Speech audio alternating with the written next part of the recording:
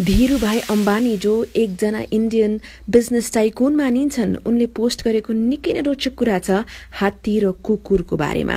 हात्ती र कुकुर दुवै सेम टाइममा प्रेग्नेन्ट भएछन्।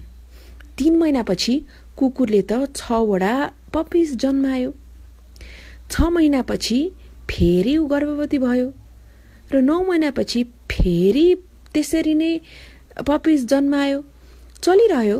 18 महिनापछि कुकुर हात्ती छेउ गएर भन्यो, तिमी साँच्चै गर्भवती त हौ, हामी एउटै समयमा गर्भवती भएको हो। मैले 3 पटक 1 दर्जन पपिजहरू जन्माइसकेँ, उनीहरू ठुल्ठुला कुकुरहरू भइसके, तर तिमी त अझै पनि गर्भवती छौ, यो के भइरहेको छ भन्दा हात्तीले उत्तर दियो, म चाहन्छु तिमी केही कुरा बुझ। म आफूभित्र एउटा सानो पप्पी होइन, आफूभित्र एउटा हात्तीलाई पोखिरहेको छु।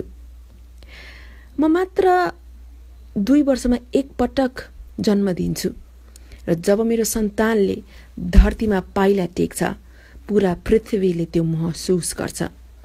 जब मेरो सन्तानले रोड क्रस गर्छ, मान्छे रोकिन्छन्, उनलाई हेर्छन् र तारिफ गर्छन्। मेरो सन्तानले सबैतिरबाट ध्यान पाउने गर्छ, आकर्षणको केन्द्र बन्ने गर्छ। त्यसैले म जे बोकिरहेको छु आफूसँग, जसलाई सम्हालिरहेको छु, त्यो महान कुरा हो, त्यसलाई समय लाग्छ भनेर हात्तीले भनेछ।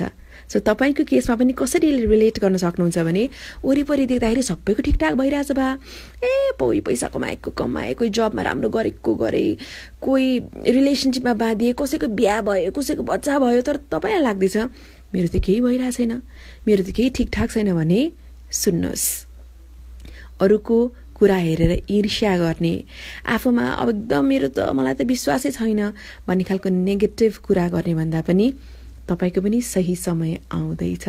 हार चाहिँ नमान्नुहोस् है, आफूले आफूलाई भन्नुहोस् मेरो सही समय आउँदैछ र जब मैले चाहेको कुरा यो पृथ्वीमा आउँछ, सारा मानिसहरूले त्यसलाई हेर्नेछन्, बुझ्नेछन् र तारिफ गर्नेछन्।